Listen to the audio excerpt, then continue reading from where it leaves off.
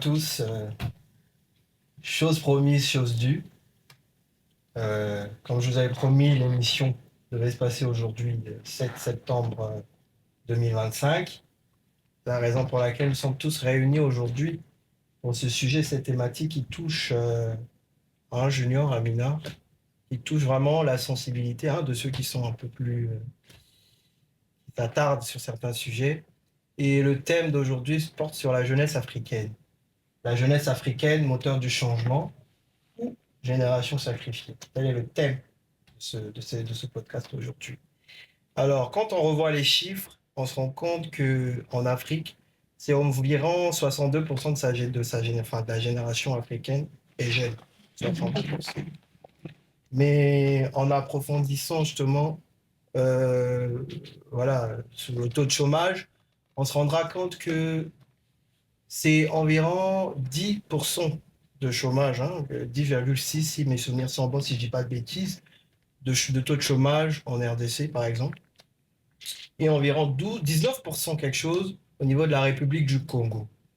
Mais moi, ce qui m'écoeure, c'est de savoir comment est-ce que une Afrique aussi riche, une Afrique où les jeunes, est remplie de potentiel de jeunes, comment est-ce que l'Afrique n'arrive pas à prospérer?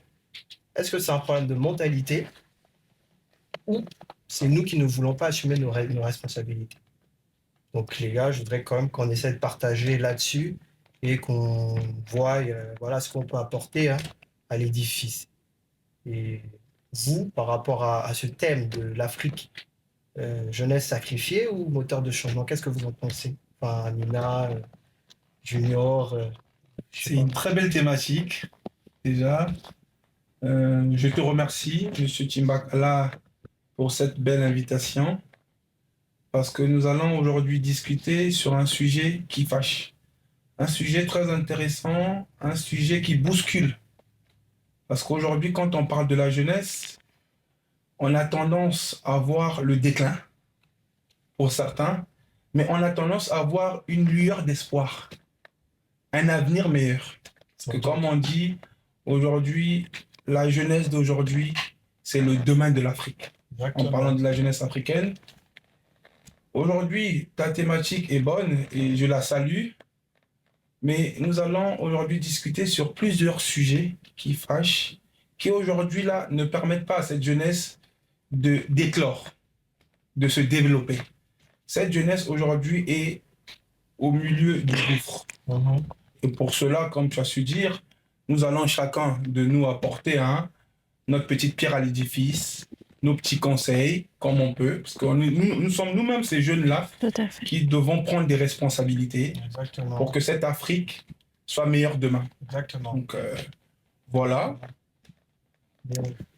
Et en soi, Amina, toi, qu'est-ce que tu penses du sujet? Est-ce que tu penses que l'Afrique, en ce moment, est en plein déclin ou il y a moyen de rattraper? Qu'est-ce que toi, t'en penses? Je ne suis pas fataliste. Ouais. Je suis très optimiste. Je sais que l'Afrique est divisée en deux parties. Il y en a ceux qui constituent le moteur du changement et d'autres qui constituent cette génération sacrifiée. Et à qui la faute? On a une structure il manque de cadre. Il n'y a pas de formation adéquate. Il n'y a pas de politique qui favorise l'épanouissement de la jeunesse. Il y a beaucoup de sujets qui doivent venir sur la scène politique. L'Afrique a besoin de sa jeunesse parce que la jeunesse, c'est l'avenir. Et il faudrait donc que les politiques publiques puissent réellement penser à la jeunesse. Parce que l'élite actuelle politique, elle est vieille. Ils vont finir par mourir un jour. Mais Amina, c'est sans te couper, mais quand tu dis que l'élite politique en ce moment est vieille, tu penses pas qu'ils considéreront ça comme une injure ou des actes? Bah non, c'est dans le sens où ils sont vieux, ils sont âgés. Quand on regarde à leur acte de naissance, ils sont nés en 1945, 1936, ils sont vieux. Ouais. Maintenant, nous, jeunes, nous voulons aussi accéder à cette scène, sauf que c'est bloqué, c'est verrouillé. Et aussi, on nous fait peur. Il y en a ceux qui osent mener des actions activistes sans tuer, arrêter, assassiner. Et les familles ont peur de voir leurs enfants faire la politique. Exactement. Pourquoi? Parce que on nous fait peur, alors que la politique, c'est la clé. C'est dans la politique que nous pouvons créer des sociétés qui vont ressembler aux valeurs qu'on veut communiquer dans le monde, à l'international. Donc l'élite politique doit changer et laisser place à la jeunesse. Et toi, Divine, en fait, moi, ce que j'aimerais savoir, c'est est-ce que toi, tu es optimiste pour les générations à venir ou tu es défaitiste?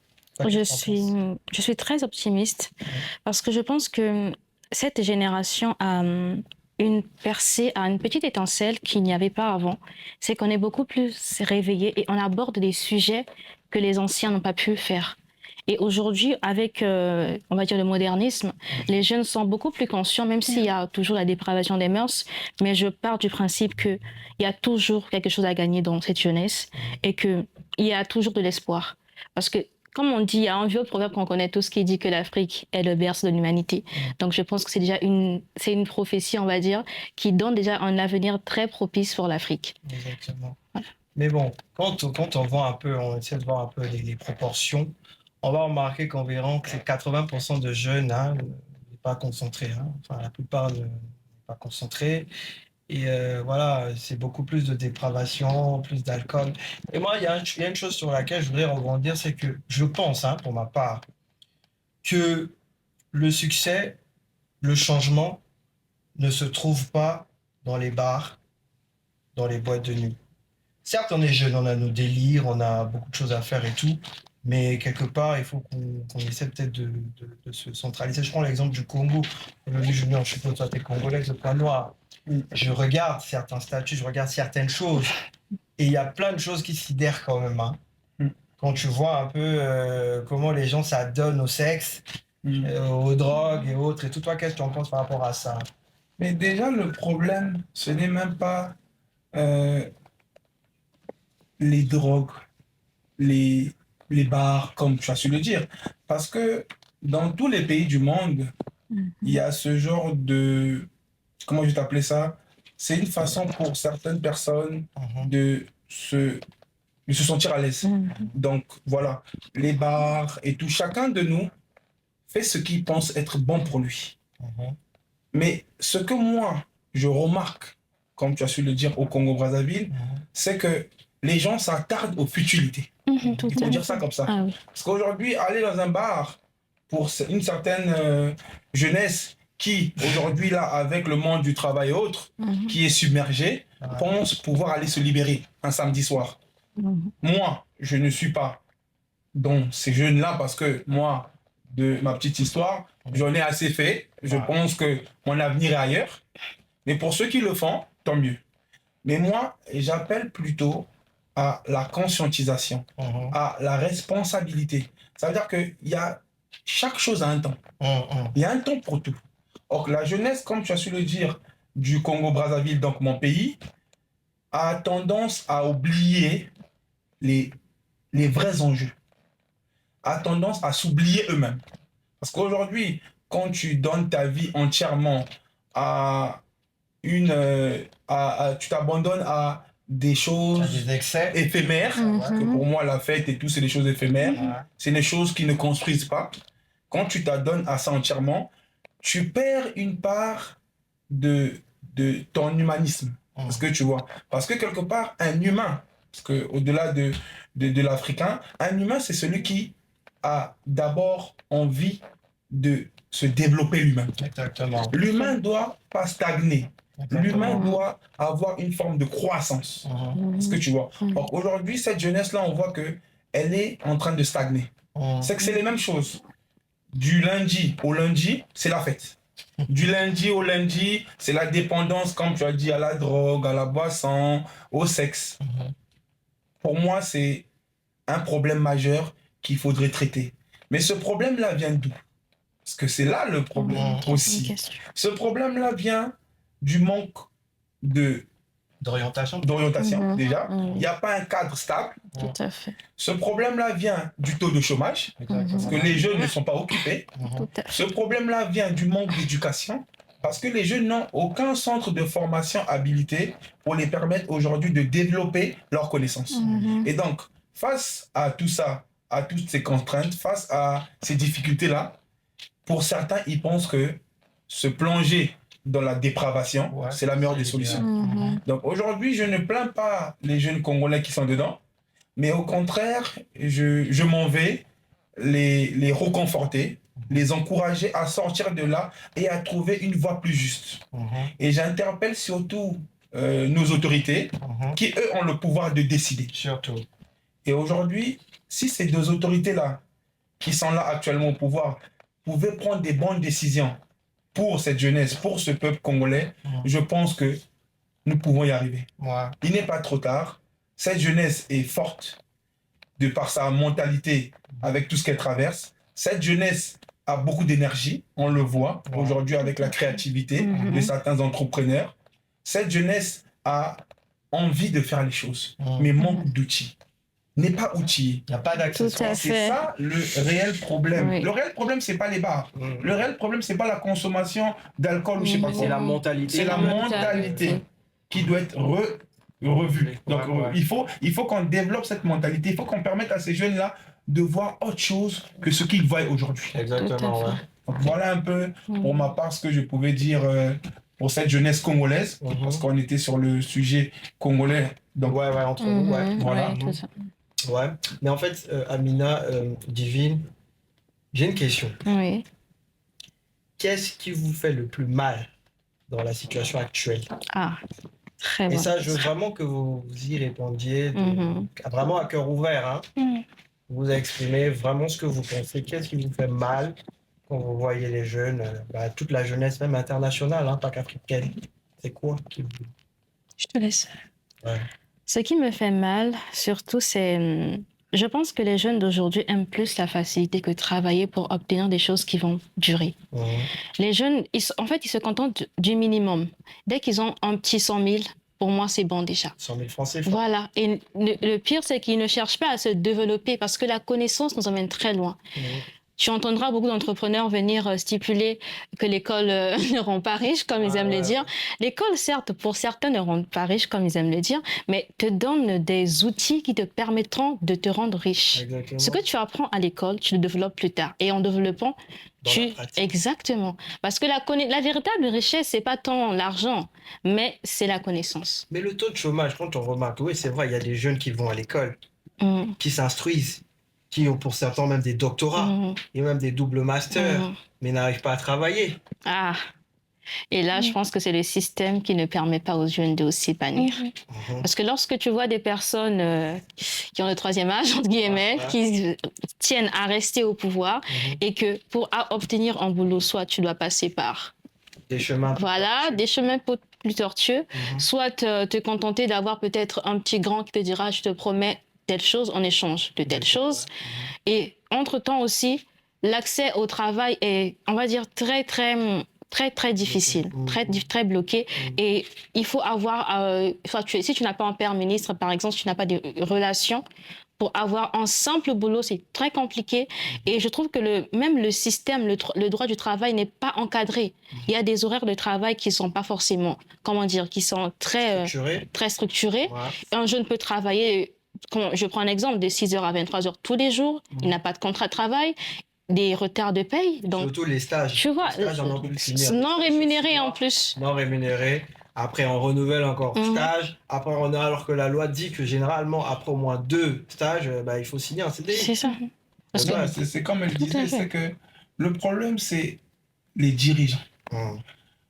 Aujourd'hui, nous n'allons pas refaire la géopolitique parce que c'est pas le sujet du jour. Exactement. Nous allons parler que de la jeunesse, parce que nous sommes jeunes. Aujourd'hui, ce qu'elle disait à l'instant, c'est que ces dirigeants-là, non seulement n'ont pas cette volonté, parce que tout parle de la volonté. Aujourd'hui, pour faire les choses, il faut avoir de la volonté. Mais est-ce que dans nos dirigeants, il y a la volonté de développer? Est-ce qu'il y a la volonté de donner les opportunités à ces jeunes-là qui, demain, pourront faire de notre Afrique une Afrique meilleure? Est-ce que ces dirigeants-là ont cette envie même de transmettre, de léguer? Parce que moi, il y a un adage africain que moi, je ne comprends pas et que je me refuse d'adopter, qui dit, quand un vieux sage meurt, c'est toute une bibliothèque qui brûle. Qui brûle. Oh là là. Qui brûle, autant pour moi. Mais Faut quand quand on même dit le ça, ça veut dire qu'il n'y a pas de transmission. Exactement. Vous léguez l'héritage à qui? Toi, le vieux sage, Oh là là. qui a acquis une certaine sagesse Mhm. de par tes expériences de vie. Avant ta mort, est-ce que tu n'as pas préparé une succession? Exactement. Pourquoi la bibliothèque doit brûler et il doit plus avoir une connaissance après toi? Parce que j'ai remarqué là. Le syndrome du personnage principal. C'est ça, le syndrome de personnage principal. Voilà, un seul coq dans le poulailler. Poulailler. C'est ça, c'est des adages aujourd'hui là. On en parle, mais ça diminue l'Africain. Tout à fait. Ça ramène l'Africain à une forme d'individualisme. Exactement. On n'est pas collectif. C'est Parce vrai. qu'aujourd'hui, quand tu meurs et tu n'arrives pas à transmettre, Mhm. Il y a un problème. il y a un problème. Tout à fait. Tu as vécu pourquoi? Mhm. Tu as impacté qui? Quel est Qui est resté Exactement. avec une part de ton héritage? Exactement. Est-ce que tu vois? Donc c'est comme elle disait, on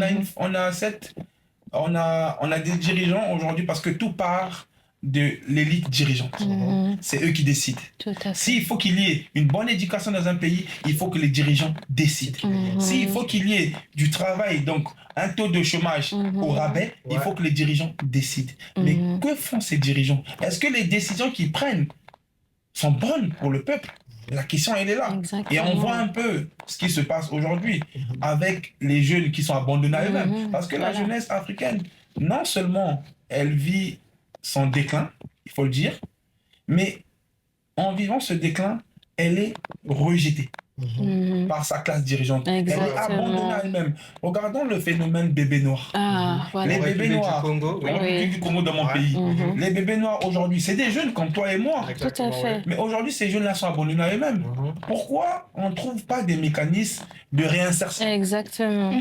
Pourquoi aujourd'hui on ne propose pas à ces jeunes-là? Mais je crois qu'on en avait parlé. En nous, plus, hein. il y, en, on a discuté. il y en a aux États-Unis en plus. Mais bien sûr, Non, mais mais- parce que dans chaque pays, il faut qu'il y ait un système qui réinsère Tout ceux Tout qui à se sont fait. égarés. Oui, oui. Tu vois? Mais Mhm. chez nous, on assiste. On en parle comme ça, Oui. bébé noir, quand on voit 2-3 personnes tuées. On fait des grands sites sur des grands journaux. Mhm. C'est bien beau. Mais que faisons-nous pour éradiquer ça, Tout oui, à exactement. fait. cette délinquance juvénile? Ah, mais là, je pense qu'elle a même quelque chose à J'ai beaucoup de choses à dire parce que depuis tout à l'heure, je vous entends parler et c'est Mhm. très riche. Ouais. C'est très très profond tout ce que vous dites. Tout à l'heure, Noé a demandé qu'est-ce qui nous touche au fait. Mhm. J'ai envie de parler de mon pays, la République démocratique du Congo. Ok. Quand je pense à la jeunesse marginalisée ou sacrifiée, je pense à trois choses. Les Koulouna. Ok. Mhm. Bébé noir, quoi. Mhm. Chez vous, c'est les bébés Bébés noirs. noirs, exact. Ok, d'accord, on a l'équivalent du coup au Congo. Oui. C'est Koulouna, ces jeunes bandits qui sèment la terreur dans les villes de Kinshasa. Ouais. Tu penses que ces jeunes, ils ont voulu faire ça? C'est parce qu'il n'y a pas de cadre, il n'y a pas d'éducation. Très souvent, ils sont livrés à eux-mêmes. À la maison, il n'y a pas de quoi manger. Ils sont privés même des produits de première nécessité. Ils se retrouvent du coup dans la violence. Et quand on les arrête et tout, enfin, c'est une jeunesse sacrifiée. Qu'est-ce que vous faites après? Il faut préparer aussi la réinsertion. Tu imagines un jeune que tu emprisonnes à l'âge de 15 ans.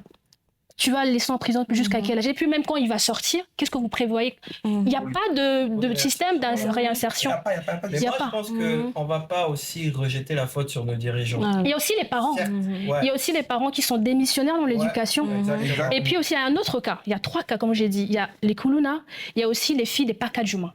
Il y a un quartier à Kinshasa, oui, il y a un quartier à Kinshasa réputé pour trouver les prostituées. Ah, Et on trouve des à Brazza prostituées aussi, on a. à Brazza. Eh C'est ma ben, boîte. Pas de nord aussi. Ah, oui, oui. Bon, un peu partout. un peu partout, mais On va particulièrement. dire ça. Quand je regarde les vidéos de ces jeunes filles, ce sont des adolescentes. Exact. Très souvent, elles disent on m'a accusé de sorcellerie.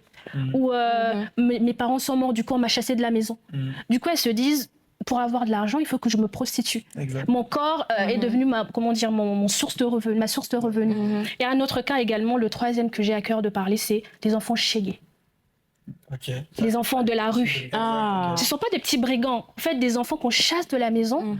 Encore une fois, parce que les parents sont des missionnaires, il y a certaines églises, des faux pasteurs qui influencent des parents en disant que ton enfant est sorcier, chassez-le de la maison. Alors que nous, je suis chrétien, nous sommes chrétiens, je pense, sur ce plateau. Alors que quand il y a un cas de délivrance, par exemple, qu'est-ce qu'il faut faire? Il faut chasser le démon.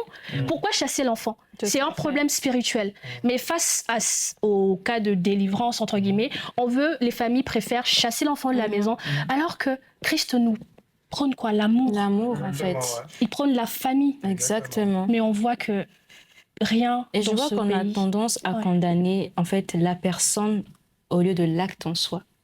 Alors qu'en soi, on est censé condamner l'acte et non la personne. En effet. Et c'est ce qu'on essaie un peu de tout mélanger et on Exactement. n'arrive pas à C'est faire ça. les choses Mhm. correctement. Bah ouais, mais c'est comme il y a des phénomènes. Moi, pour ma part, je suis pas d'accord avec certaines choses, hein. Mhm. Mais comme ce sont des humains comme nous Mhm. autres, on accepte l'humain, mais l'acte est condamnable. En effet. Bah après, Tout pour à revenir fait. sur ce que tu as dit, Amina, moi je pense que il faut aussi qu'on ait, c'est aussi notre part de responsabilité. Tu vas pas me dire aujourd'hui, tu vois, peut-être 18, 19, 20, 21, 21, Mhm. 22, que même si on te charge de la maison, tu es obligé d'aller, je sais pas, prendre des drogues pour Mhm. voilà, satisfaire. C'est soit tu es un Mhm. criminel Mhm. de nature, Mhm. excusez-moi du terme, mais tu n'es pas obligé d'aller si loin. C'est vrai que c'est au niveau de la mentalité, mais encore faut-il avoir la force de changer sa mentalité.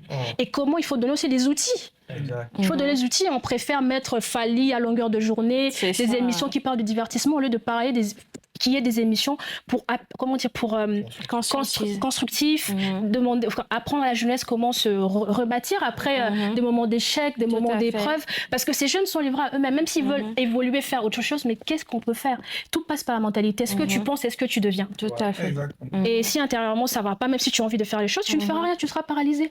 Exactement. Mais Noé, je veux rebondir sur ce que tu as dit. Il n'y a pas de criminel né. En effet. Ça Mhm. n'existe pas. On le devient. Aujourd'hui, Mhm. Tout comme le racisme, Il y a- par exemple. c'est tout comme le racisme. Aujourd'hui, ces jeunes-là ont été aujourd'hui délaissés par la société, Mhm. ont été abandonnés par les parents, parce que d'où part de l'éducation. Mhm. Aujourd'hui, un enfant qui aujourd'hui on a tous droit à deux éducations. Mhm. L'éducation nationale de notre Oui, pays, oui, donc quand oui. on va à l'école et autres, Mhm. Enfant de la et République. l'éducation parentale. Et ces deux Mhm. éducations doivent s'associer. En Tout à effet. fait. Il faut qu'il y ait une synergie de ces deux éducations. Mais aujourd'hui, pour nos parents, pour certains, moi j'ai eu, pour ma part, la chance d'avoir, parce que j'ai été élevé par mes grands-parents, Mhm. d'avoir ces grands-parents-là qui ont fait un suivi entre la maison et l'école. Mhm. Ma grand-mère, mon grand-père se pliaient en quatre pour savoir, quand je partais de la maison, est-ce que j'arrivais bien à l'école. Mhm. Et ce que je faisais à l'école était mis sur un cahier. On appelait ça cahier de charge. De tout ce que Cahier je de faisais. texte. Cahier de texte, merci. Cahier de texte. De tout ce que je faisais à l'école. Et donc, mes parents, donc mes grands-parents, qui sont mes parents, hein, pouvaient suivre mon évolution. Et ça m'a beaucoup aidé. Mhm. Mais aujourd'hui, on voit que les parents sont, surtout en Afrique, hein, sont démissionnaires. Oui, très laxiste. Aujourd'hui, certains parents, une fois que tu sors de la maison, c'est plus son problème. Mhm. Si tu passes à gauche pour aller prendre une bière, c'est pas son problème. On voit certaines filles, quand elles sortent de la maison, elles sortent avec une tenue, Ah, mais dès qu'elle arrive très dans la rue, décente. après, elle est sexy, elle a une Voilà. belle robe, elle se retrouve dans une chambre d'hôtel ou dans un bar. Ouais. Mais pourquoi? Parce qu'il n'y a pas Il n'y a de pas de suivi. suivi. Et quand ils arrivent à l'école aussi, normalement aujourd'hui, l'éducation nationale, donc les enfants de la République, parce que nous sommes tous les enfants d'une République, Bien sûr. la République doit faire un suivi, même à la maison. Exact. Mhm. Savoir est-ce que l'enfant se Checker comprend un peu bien, comment ça se est-ce passe. que l'enfant, les parents le traitent bien, est-ce qu'il vit bien. Or que ce suivi-là, et l'État, et les parents sont démissionnaires. Mhm. Face à ça, comme tu étais en train de le dire, il y a des gens qui sont faibles d'esprit, qui ne supportent pas. Tout à fait. Aujourd'hui, si toi, tu es passé des enfers au paradis, c'est pas tout le monde. Il y a des gens qui s'arrêtent dans le feu, Dans le fait. tout à fait. qui n'arrivent pas à avoir cette force de Cette force, transcender. oui, de transcender. Est-ce que tu vois? Oui. De se dire que, bon, je n'ai pas des parents qui ont cet amour, qui ont cette volonté de m'encourager, mais je veux faire par moi-même. Je ne veux pas accepter de sombrer. Je ne veux pas accepter de m'abandonner. Est-ce que tu vois? Et malheureusement, il y a beaucoup, dans ce cas de figure, il y a beaucoup des jeunes qui se laissent aller. Peu de jeunes arrivent à prendre leur destin en main. Oui. En Afrique. C'est pourquoi aujourd'hui on voit tout ce qu'on peut voir hein, comme délinquance juvénile, prostitution. Parce que les jeunes sont aujourd'hui, bon, je fais ce que je peux faire, de toute façon je vais finir par mourir. C'est le slogan de tout le monde. Il y a un moment donné, la personne se dit, je vais mourir demain. Mais tu es né pour vivre, pas pour espérer mourir, donc faire du n'importe quoi. Donc voilà un peu moi, mon petit constat. Mais Et, tu voulais dire quelque chose? oui, en parlant des parents, je pense que c'est une génération aussi où il y a eu des grossesses précoces. Les parents n'ont pas été comment dire, élevés à éduquer les enfants, à transmettre une éducation. Très souvent, tu vas voir les jeunes filles, elles sortent d'un milieu où elles sont livrées à elles-mêmes. Donc, devenant parents, qu'est-ce qu'elles vont transmettre à leurs enfants? C'est un peu compliqué en ce sens. Dans ce fait qu'on ne donne que ce qu'on a reçu. Moi, je sais que j'ai la grâce d'avoir des parents instruits, des parents qui ont fait moi un véritable suivi tout au long de mon parcours. Bien que j'ai grandi dans un environnement où je voyais des femmes tomber enceinte de manière précoce, chercher à tout prix à avoir un chéri. Moi, grandissant dans ce milieu, je me disais, moi, je vais être différente. Je ne veux pas refaire les mêmes erreurs que mes tatas, mes mamans et tout, parce que j'avais conscience que j'avais une destinée à accomplir, que je n'étais pas appelée sur Terre pour accompagner les gens. J'ai vraiment une marque à laisser, j'ai vraiment une empreinte à laisser dans ce monde. Et encore faut-il avoir le cadre. On revient au cadre. Et puis, on ne peut pas tout relayer à l'État. Les parents doivent réellement se former. Puis, si on ne sait pas comment éduquer un enfant, demander de l'aide. Il y a des grands-parents, il y a des tatas, il y a des oncles. On a toujours dans notre entourage des gens qui savent élever les enfants, pourquoi pas aller vers eux. Et puis, on est orgueilleux, on ne veut pas dire que j'ai besoin d'aide. Il faut demander de l'aide. Peut-être laisser à ton enfant chez ton grand-parent, enfin chez ton père ou chez ta tata et tout. Parce que là-bas, l'enfant pourrait mieux être élevé, en fait. Ouais, Mais pour rebondir sur ton idée, Amina, je sais que on va dire que les gens aiment souvent excuser leurs erreurs sur le fait que j'ai vécu ceci, j'ai un passé difficile, mais tu es responsable de ta propre vie. C'est trop facile de dire que on a tous été blessés, mais qu'est-ce que tu fais de ces blessures-là? C'est là que tu prends ta vie en main. Tu as dit que tu as vécu dans un environnement où tu voyais les femmes tomber enceintes, mais tu as choisi de ne pas reproduire les mêmes erreurs. Donc c'est à toi de briser le cycle. Mais il faut un cadre. Pas que des enfants. De cadre. Au fait, c'est ça le problème. Même ces parents qui sont des missionnaires n'ont pas de cadre. Et puis c'est maintenant qu'on entend développement personnel, des conseils, des coachs par-ci par-là. Donc ce qui fait qu'il y a un réveil. Ok, c'est vrai que j'ai un parcours difficile, je peux vivre quelque chose de différent. Mais il y a 10 ans, il y a 5 ans, il n'y avait pas tout ça. Et puis pour aller se former, il faut aussi de l'argent. On sait qu'économiquement parlant, un parent investir dans la formation pour devenir parent, c'est un peu une insulte. Il y a une mentalité à... Moi, je voudrais qu'on essaie de voir un peu au niveau de l'Afrique. L'Afrique est grande, l'Afrique est belle, l'Afrique est prospère. Mais le truc, c'est que je veux qu'on essaie de voir, est-ce qu'en Afrique, nous avons des modèles, des pays modèles, où on voit déjà, il y a un changement au niveau de la jeunesse. Est-ce que dans ces républiques-là, africaines, voilà, on peut constater un réveil, contrairement à nos pays, je pense qu'ils sont en train de stagner. Est-ce que vous avez des modèles, des exemples de pays où on peut s'appuyer, on peut se baser pour dire que oui, le changement est possible, voilà tel pays, la jeunesse était ceci, et aujourd'hui c'est cela. Est-ce que les choses changent, voilà. Vous avez une idée là-dessus? Oui, il y a plusieurs pays. Après, comme on dit, l'Afrique, tout pays africain, nous sommes dans la même rivière. Nous sommes tous noyés. Mais il y a quand même des pays qui arrivent à nager, à sortir la tête de l'eau. Je vois par là l'Afrique du Sud. Je vois par là le Nigeria. Et pour aller à ta question, aujourd'hui, la jeunesse nigérienne, c'est une jeunesse qui se démarque. En effet. Aujourd'hui, on peut tout dire sur les jeunes nigériens, mais là n'est pas le sujet. C'est que c'est ces jeunes-là qui ont la niaque, qui ont la volonté de développer, de se développer, mais aussi de développer, d'aller vers les choses. On voit aujourd'hui dans le domaine de la musique, comment les Nigériens sont en train de se faire reconnaître à l'international. Aujourd'hui, on voit comment certaines stars nigériennes, mais jeunes, qui aujourd'hui là, arrivent à avoir de la notoriété aux États-Unis, là où il y a beaucoup de talent. Tout à fait. Aujourd'hui, les Nigériens sont en train de développer. Dans le domaine de l'entrepreneuriat, on voit comment les Nigériens se développent. Aujourd'hui, on voit des milliardaires nigériens. Aujourd'hui, la plupart des milliardaires en Afrique. Et c'est sans te couper, je vais juste rebondir là-dessus. C'est peut-être un coup de publicité, mais au cas où il y aurait des investisseurs qui souhaitent investir en Afrique, il y a un message qu'on aimerait véhiculer, c'est que le climat, les affaires, bien qu'il y ait des problèmes comme dans tout pays, le climat, les affaires en Afrique est prospère.